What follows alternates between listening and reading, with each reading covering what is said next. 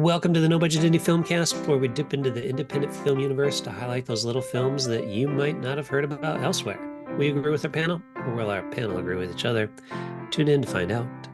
I am Milo Dennis, and with me is Claire Milan Hello. and Cathal Feeney. Hello.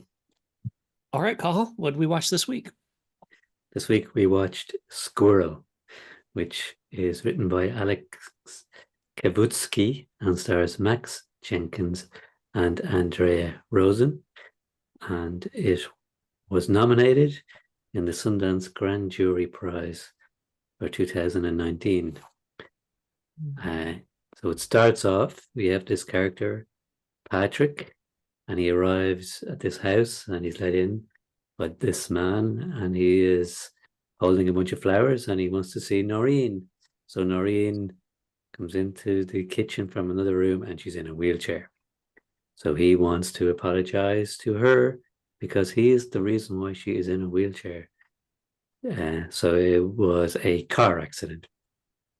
And he tells her how much guilt he has, and he's been thinking about it ever since, and so on. And she is not interested in hearing this, and he's about to leave. And then he makes the revelation that he was texting while he was driving. Now, this sort of changes the dynamic, and she asks what he was texting, and he tells her what he was texting. And what he was texting involves a squirrel. I won't tell you exactly what he was texting because I don't want to spoil it yet. So soon Give it after a few that, minutes, then we'll spoil it for you. yeah, exactly, We yeah. usually do. Of course, yeah.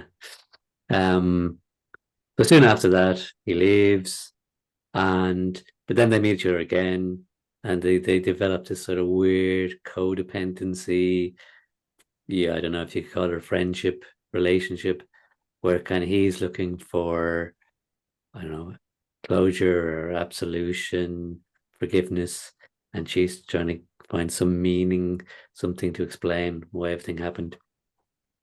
In the final scene, she is at his birthday party and she meets his friends. She meets the woman he was texting, and there's still sort of a bit of a resentment there underneath the surface, a bit of awkwardness, and in the end, this is two of them, and there's a sort of a closure, which doesn't really satisfy either of one of them, although one more than the other, I would say. It's a dark comedy. The opening scene is very funny, I think, in the kitchen, and what makes it funny is it's played straight. It's not played for laughs. The humor comes out in the acting and the dialogue. After that, it's still quite strong.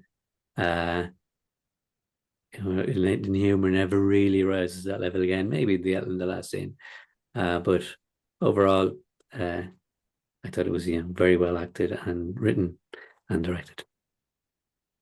Mm. Yeah, certainly. It's very deadpan, very straight. And I love the reveal at the start where you think it's I don't know, a friend, like a friend or something, or when he comes writes the flowers, and then when he asks for her, and then the reveal, the door opening, and she's in a wheelchair. I just think it's brilliant, just absolutely brilliant reveal. Yeah, it is. I found it did drag a little bit, kind of three-quarters of the way through, but I thought it was brilliantly acted, very, very deadpan, and actually turned quite dark yeah, quite dark, which I didn't expect. I loved it being some more deadpan jokes in it, but I still thought it was very well filmed, very well acted, and yeah, I really enjoyed it, but I just wish there was a few more funny moments in it, like laugh out loud funny, because it did go very dark at a certain point. Yeah, like you guys say, the performances, the delivery was just fantastic. Mm. Across the board, like from the guy and the girl, and I just love the way she's just like, and so what were you texting? Uh-huh. And then she just Mhm. repeats it back to him like, okay. And then Yeah. it is just this so like just matter of factly delivery. Um, that's great. And you can just tell he's like, come on, just forgive me and then I'll go on my way, right? Like that's all I'm looking for is a forgiveness. And really I'm good at that. And and she's just like obviously clearly gets it. And just kind of takes advantage of it a little bit, which is just fantastic. Um, yeah, I'm with you guys. I think the performances are fun. The story's fun. I like dark comedies in general, and especially like this, like you said, Carl, that they're not playing it for laughs. Like they're letting the situation and the behavior in the situations be where the humor comes from. And it's just like, when they're talking about the birthday party, and he's just like, "Oh yeah, yeah, it's my birthday," and she's like, "Oh, okay." And there's just that pause, and he just has that like, Yeah. uh, well, do you want to come? And then of course, because it's just the pause, he just felt obligated to ask her, probably assuming she'd say no. And then she's like, okay. Yeah, it's just like the most awkward birthday party, whenever she says something, but then it jumps to the birthday party of everybody having fun and stuff like that. So it's a fun movie.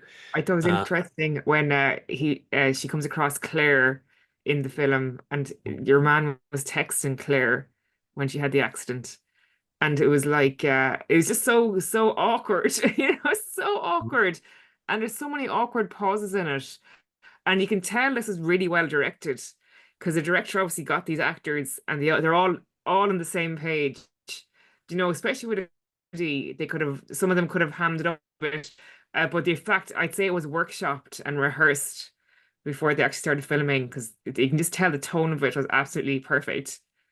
Could be. I And mean, they're all pretty experienced. Like Yeah. she was in a series called Andrea Rose. She was in a series called Episodes. Okay. If you guys haven't seen it, check it out. It ran for a couple seasons, I think. And it's just fantastic. It's about these British writers that Oh, decide to move to the US and write a sitcom starring Matt LeBlanc. mm, And it's just yeah, it's kind of a bit meta at times, but a lot of fun. Just the culture shock aspect of it. But anyway, so she's in that as well. okay. She's really yeah, good in it. there's something almost vaguely familiar about these actors. I didn't actually recognize them. Yeah. They all They might looked have like been in somebody you stuff. might have seen, like the guy Patrick. He reminds me a bit of Giovanni Ribisi. Yeah, a The bit. uh, he's been in a few things. He was in Saving Private Ryan, for instance. Mm. Uh, yeah, so I loved I love the opening scene. Like when he gives the quote and they're looking confused and he said it's from this film and he goes, "Oh, you haven't seen the film." Oh, that was so funny, but he can go over the top. And then in the party, it's repeated, and one of the guys goes, "Rat race." Yeah. Mhm. Yeah, yeah. And it's kind of like she's slowly turning the knife in. It's kind of, and that makes it even more awkward and more cringeworthy, and you're cringing for everyone. It's like, it's just brilliant. It's just Mhm. brilliant. You think she's going to be like okay with it, and then she keeps coming back. He was texting this. Yeah, exactly. And so you said this. Okay, yeah, yeah. How'd that make you feel when you received that text Yeah. message? She Okay. can't drop it, obviously, because and the fact it's kind of really good because sometimes in scripts, people write the obvious exposition, but Mm-hmm. this is an example of exposition used to comedic effect because she's in a wheelchair. She's reminding people she's in a wheelchair. It just works so well, and it's an example of using it in the right way. You know. Mm-hmm. Yeah. Mm. Yeah, it was And good. I suppose you could also say there's a sort of a bit of a message here too, because like that Yeah. guy, they go to pains to explain what a nice guy is, what a good guy he is. He Yeah. had, Yeah. yeah, he did this terrible thing, and Yeah. you could almost imagine yourself doing something like that, and then Mm. having to face the consequences. Like I mean, I don't know about you. I mean, I don't text in my car, but I have this I got this holder like which attaches to my vent in my car, Mm. and sometimes I might be driving along and it could fall out, you know, and I'm there kind of reaching down at my feet trying to pick it up, Oh. but like you think Imagine Yeah. something happened in that situation. Oh You'd be yeah. yeah. You can feel his guilt, and like I love the piñata scene where she's there with the Yeah. piñata and she's just bashing. It's like him. And then she Mhm. gets him a present, like a Bluetooth, a Yeah. Bluetooth thing. So he can be Yeah. texting The his text. Bluetooth, so I you thought don't it have to text and was drive. good. That Yeah. was so good. And one of them gets the Diary of Anne Frank, and he's really happy to get it. Do you Yeah. know, it's just brilliant. And then the Bluetooth, it's just building on the joke. Mhm. It's like a joke and punchline. Yeah. Mhm. Yeah, I Mm. love how like they set it up to he's like, I learned my lesson. I learned not to text and drive. Something good came from this. And Yeah. Yeah. she's just like, like uh you people already know not to text and drive. Yeah. Exactly. Yeah. It's just like Yes. he didn't It's learn so good. anything. It's Like in that so last scene, you were saying, "Just stop speaking now." Okay, just stop. You know? Yeah, Uh, that's right. but it was already too late anyway. We realized, and I thought that the final scene was very good. The way they resolved the whole thing, because sometimes I think films they don't know how to end, but Yeah. Yeah, yeah, yeah. And even the kind of the husband, he's so kind of just laid back. Do you know, like in another film, he'd be really angry or something. But like the fact he was like, he's just so laid back, it just worked so well for the tone Mhm. of it. Yeah. Mm. Yeah. I don't text and drive. I'm really good about it actually. Like I refuse to look at a text message when I know that it Yeah. pops up on my phone when I'm driving. So Mm. I, I this is remember really I remember years ago. I was on the motorway here on the M50, and I stopped in traffic, and there was a guy on a motorbike, right? And he oh came down jeez. in between the two lanes, and I could just see him like texting on his phone. Oh, jeez, that's Yeah, so dangerous. That's so dangerous. crazy. Mm. Yep. And that's why you don't text and drive or text On a and ride. motorbike. Yeah. Yeah. There's some statistic on this actually, because a lot of people are like, oh, getting a motorcycle, that's dangerous and stuff like that. Like somebody's gonna hit you. And like statistically speaking, the majority of motorcycle accidents are caused by the motorcycle rider. Okay. Like either like speeding or taking corners too fast, like that kind of stuff, like riding dangerously. So just a All right. public service announcement there for people who hate on motorcycles, but also Okay. don't text and ride a motorcycle. Exactly. Yeah. Yeah. Yep. All right.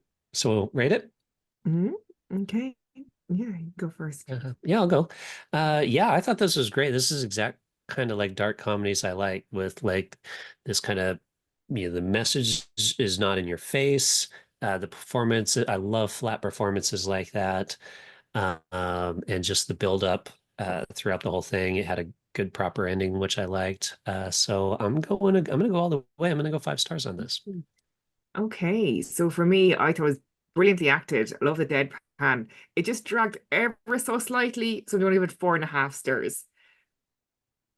Well, uh, yeah, I really liked it. I love the humor, particularly that opening scene, and I think yeah, I was pretty happy with the way the story developed after that and the way it ended too. Um, I will also go 4.5 stars. Mhm. There you have it, no budget audience. We really enjoyed this movie. It's called Squirrel. Check it out. Let us know what you think of it. You can always reach us on social media, Instagram, Twitter, and Facebook at No Budget Show, or just leave a comment in the notes below. And with that, we'll say see you next time and goodbye. Bye. Bye.